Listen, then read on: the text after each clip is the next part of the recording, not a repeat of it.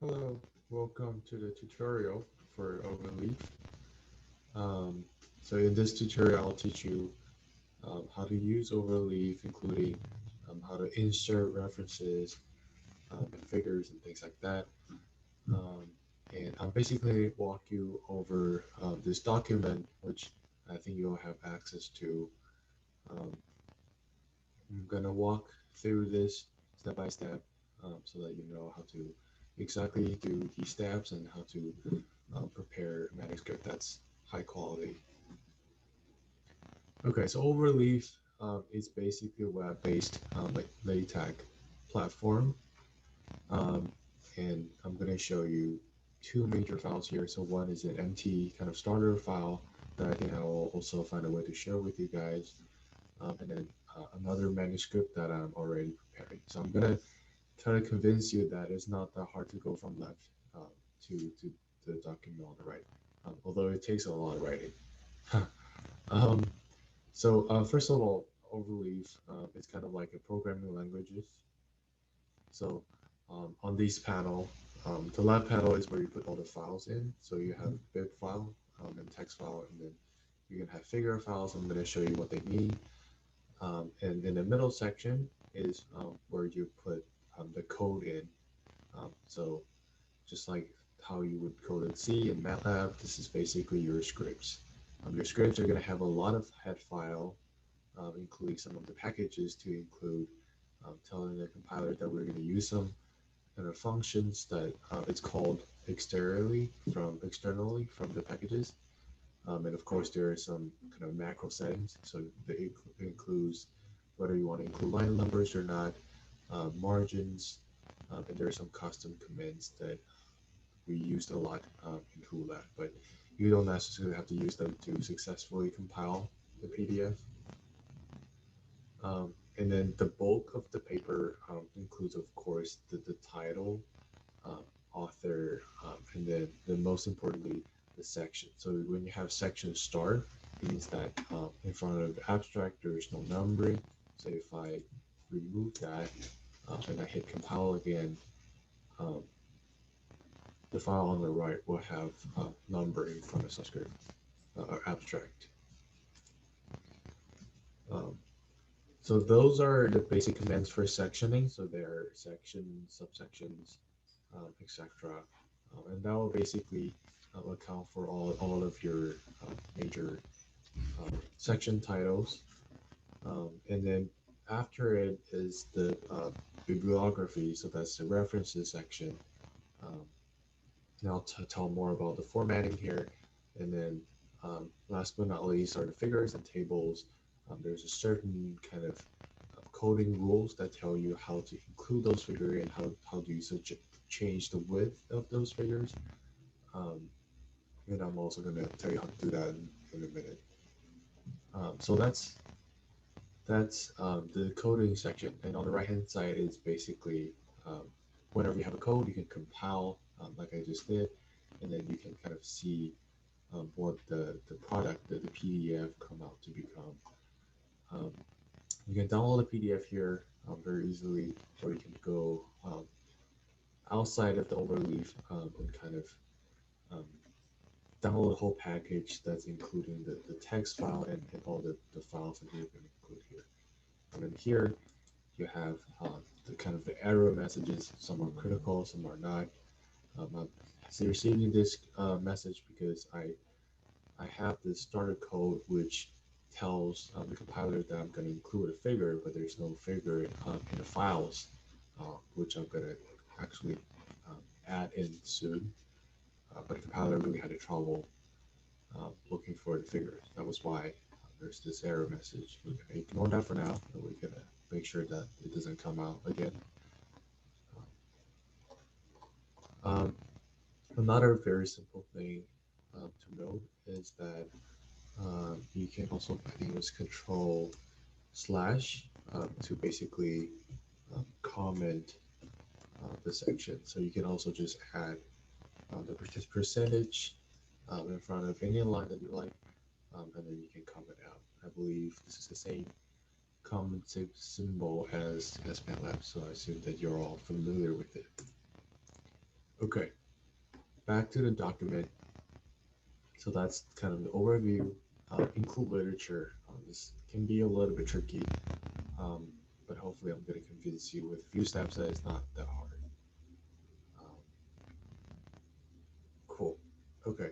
Again, we'll go from the paper on the left. Assume that you already have something like this. Of course, these are the middle panel is the code that's necessary to get to the PDF, but I'm going to cheat and pretend that I only have the PDF on the right if I want to try to figure out how to get to the paper on the left. Right? So let me just try to fill in the section. So let me try the first section of the introduction, and then try to insert the literature, the reference 1 and 2 in. So I could copy and paste, but I don't want to get the blood number, so I need to cheat now. Copy and paste from here. So those are the text portion. Put them into introduction. And pretend that I don't know anything about including references. Um, okay, and then if I hit compile, recompile now, I'll see that those tags are showing up. But obviously, there's no 1 and 2 reference associated to it, and there's no kind of the reference underneath all those. Um, so you've already seen that the way to do it is through, where's the first? First is after height. So the command to do it is called cite. So in all the commands within LaTeX, you want to use the slash first and then do cite. And then if you hit tab, it would actually suggest a bunch of things that you can include. So what you want to put inside of this bracket is kind of the ID of your reference, so that the LaTeX compiler can match your ID with your actual reference, and then it'll pull all the reference that you've actually used the cite function with in the reference section. I hope that's clear. Um, but you're going to ask the question, how do I find ID? How does MATLAB or Overleaf knows which paper I'm going to include? The answer is that you want to have a bibliography section. So this section, this file exactly is for reference purpose. Basically, this is providing Overleaf or LaTeX environment a library of your references. So you want to keep building on top of the library. You don't have to use all the papers that you have in the library, but it's a good idea to only put what you need here. And then the first line is going to be the ID of the paper. Um, so once you do slash cite and then put this inside the bracket, you're going to see everything showing up normally. So let me just try here. This is not the paper on the site, but I'm just going to use that example for now. So I control C, the ID, and I go to the site, control V, paste it on it. If I hit compile, you'll see that 1 is showing up here because that's a first reference. This numbering is all automatic. And then also in the reference section, it will show up the information that I put into the library, which would include the author name, journal name, page name, etc. So I'm going to show you how to get that very soon to get to the right literature I want to cite. So this one, the first paper, what I should really be citing is this guy, Designing Collective Behavior, blah, blah, blah. So what I would do to get to the information that I'll need to put into the library is actually pretty easy. It's through Google Scholar. So I control C, copy this, and then I open a new tab, I open Google Scholar. So for those of you who use Chrome, I just type Scholar and then make sure that I don't Scholar, make sure I don't type it wrong, and then I put tab, and then I can directly search there. But I'm sure you know how to search in Google Scholar, right? You can also just type Google Scholar, go to Google Scholar, and type in there. Um, and I think this one is the right literature on the site. This is the exact paper. So what I do is I hit the citation button. So some of you might know that this include some of the format options that you would use, copy and paste into your Word document when you're preparing a manuscript in Word, etc. But here I'm going to use bibliotext. So I'm going to hit this button here. It's going to show up very similar style to what I included in the library. So all I need to do is copy. I Control A and then Control C. So select all and copy all, and then I want to paste it here. I'm just going to replace this because this is not um, the paper that I want to use. So I replace that there, copy the ID, go to the main document, the main code, that is, and then kind of replace within a bracket our real ID that I want to use. And I hit compile again. You'll see the right literature is showing up. I think it's going to be the exact same thing. One is showing up. Two, basically, if you follow the same kind of steps, you can generate two, etc., etc. Note that before you submit the manuscript, you want to kind of check if you have the right format. Basically, because you look over all the references. Um, Sometimes the um, the information you get from Google Scholar could be um, slightly off.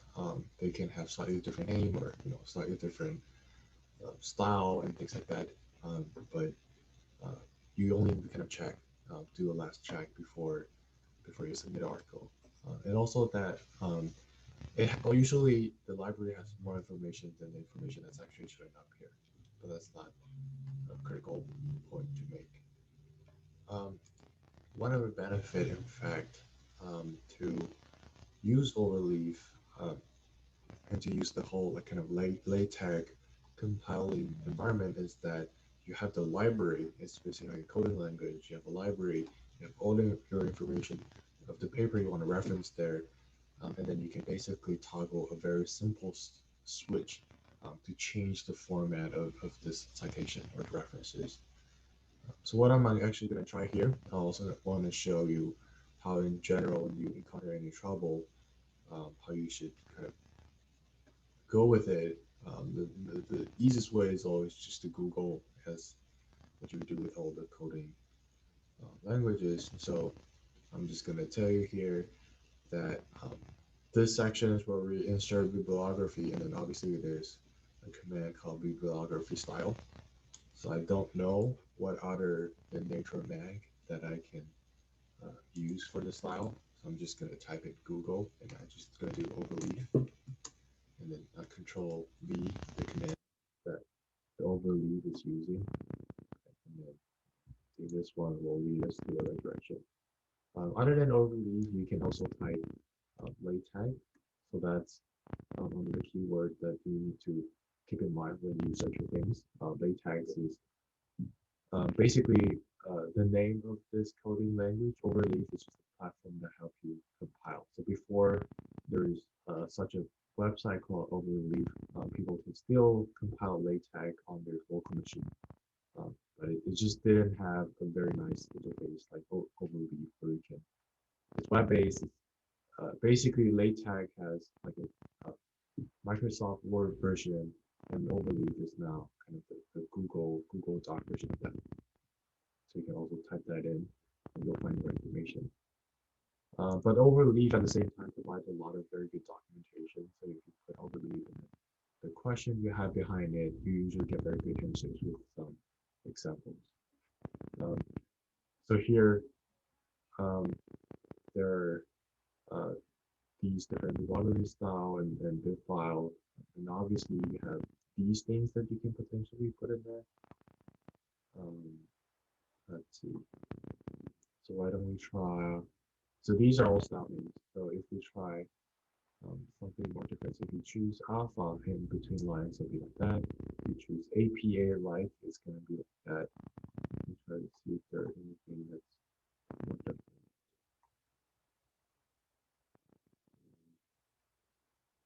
You can do actually. But all that does is basically kind of change the direction or the order of things. Um, I don't want to spend too much time on this, but if you change this to some other um, variable that's allowed, and then you compile again, you'll find a different format. I'm not sure if this is exactly different, but you get the idea. And just, by the way, to compile, I didn't hit the recompile button.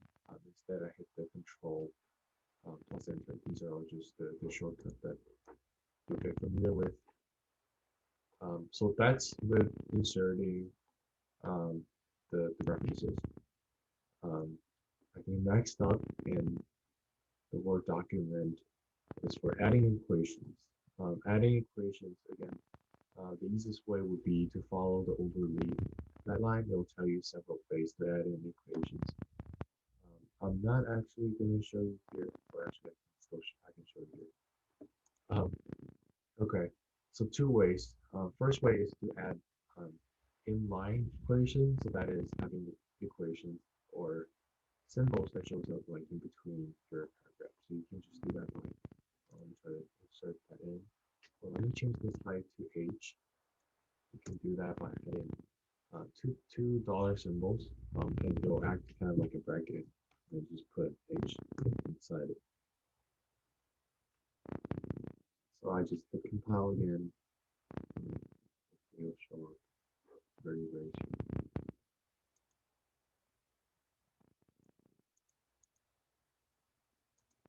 The H is here. You see that it's tilted, meaning that it's already it's compiled using a scientific format.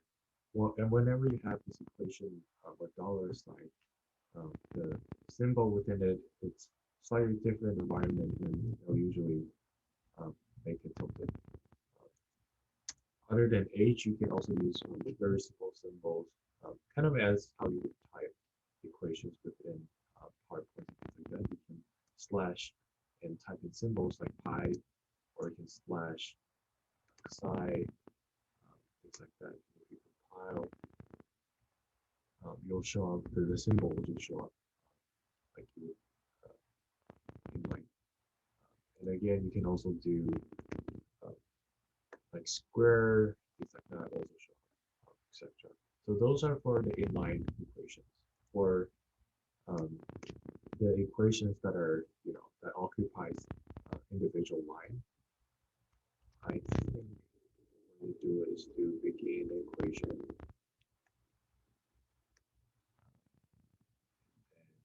just type a equals to pi r squared. See if this works. Yeah, and it's also going to give you a number after it. And again, the best way to do this is actually to look for the documentation to Overleaf itself.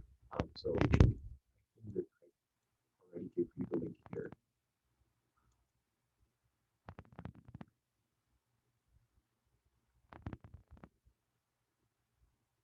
These are for the Greek letters, the mathematical expressions.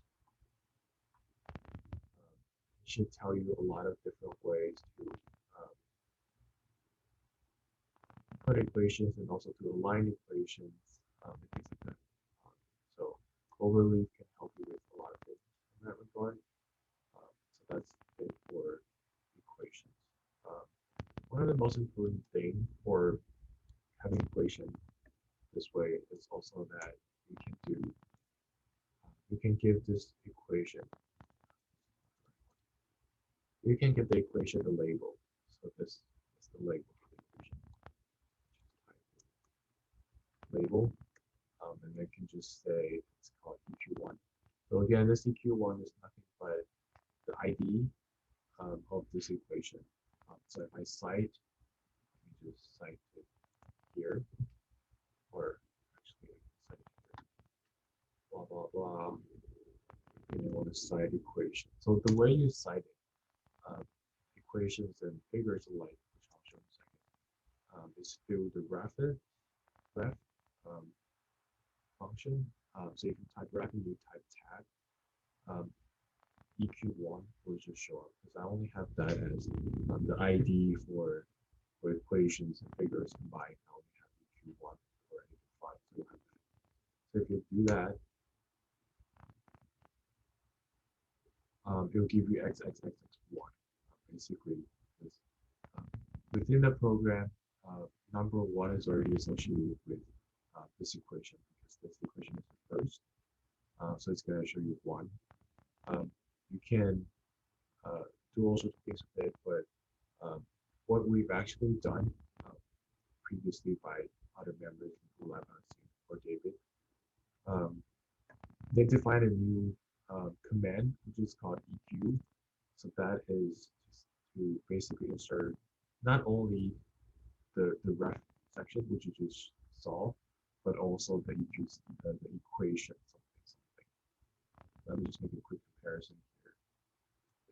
Control C, Control V, but instead of ref, I do EQ. So it's instead of just showing one, it's showing equation one. And if you want to change this down here, you want to go back to the top where you define this EQ function, kind of change the way you want all your equations to show up like. But in general, it's not a bad idea to type ref first and then change that to EQ later. Because if you just type EQ, because it's not a native command, so even if you do EQ and tab, it won't show up like a list of ID that you can put in like you do with ref. Okay, and this is how you insert figure as well. I think the figure here I don't have to meet yet. I don't have anything to include yet, but you see that here there is also a label. And let me just try here. I don't know if it will work without the figure, but if I name or make the ID of this figure ID1, then again I can do ref and put press tab. Then the FIG1 will just automatically show up.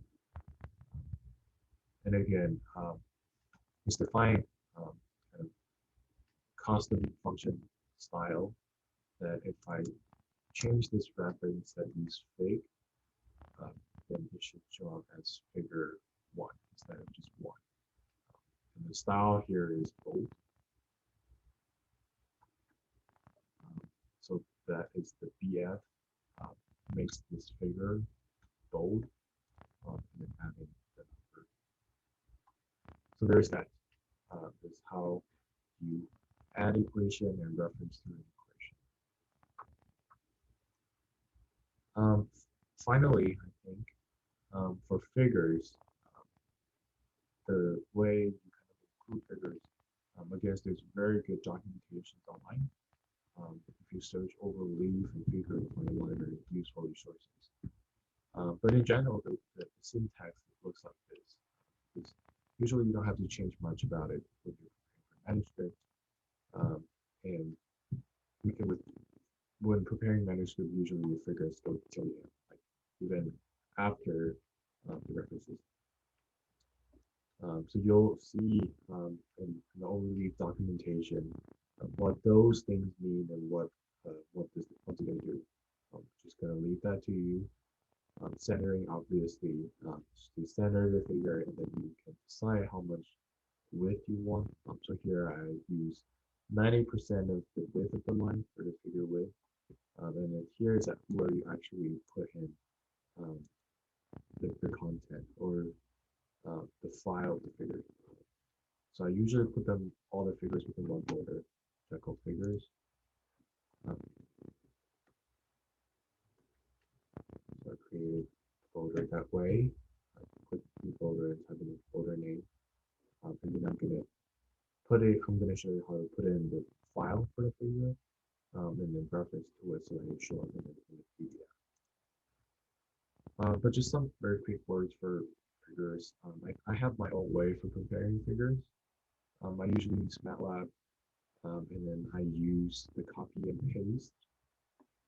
Um, right, so within the MATLAB, you have these commands that you can kind of magnify your font size. Basically, it changes the default font size and the default kind of line width and all those things. Of course, you can change that in between lines, but you just get a very large and clear figure. And then I click the um, copy figure from the MATLAB window, and then I just directly paste it in the PowerPoint. So I can show you very quickly how it would look like.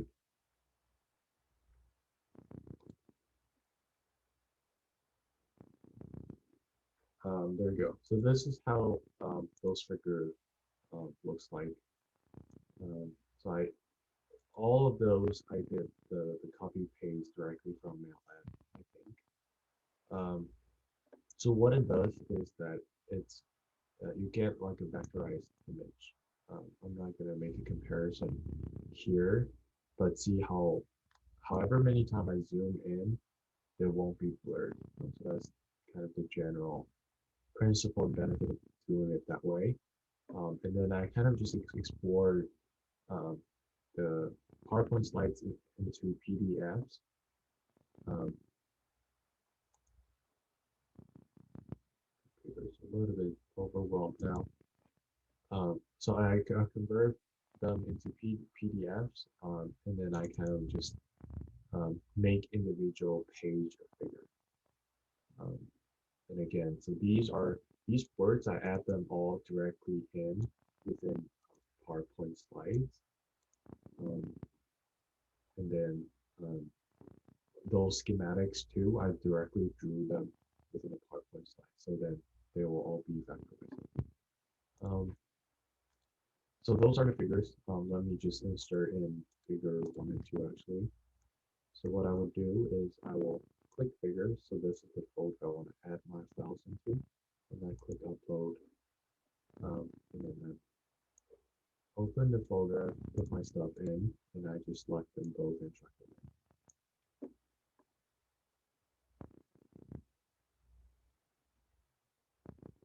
Okay. So they're in the library now for it, but you can't see them because they don't allow you to preview PDFs. However, you can still insert them in. So when you put the same kind of command, let me just try to remove things so that it can give me some suggestions. So if I type figures, it will show up there two things in the library that I can easily reference. So I can do this. I can copy and paste the other thing, copy and paste the same thing and change it to figure 2. And then I want to change the ID of that thing to 2 as well. And let me just try to show you how I can reference both. So I can just do, um, again, if you just do FIG, because this is kind of our custom command, so it doesn't give you any suggestions. But if you do ref, then you will have suggestions of EQ1, FIG1, FIG2. You can choose this. I mean, change the name to fig so that it'll show up as figure 2 instead of just 2. So, okay, and I hit compile.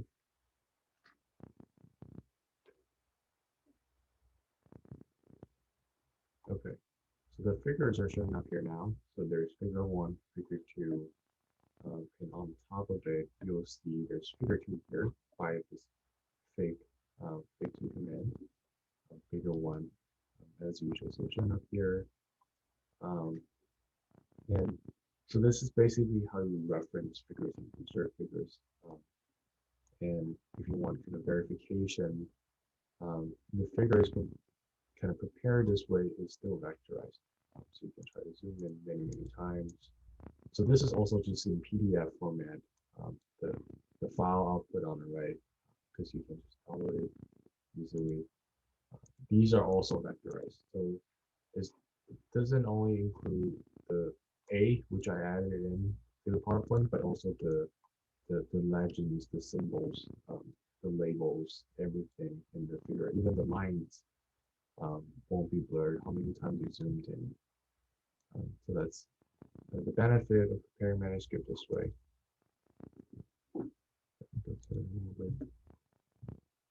Okay, I think we're at the end of the file.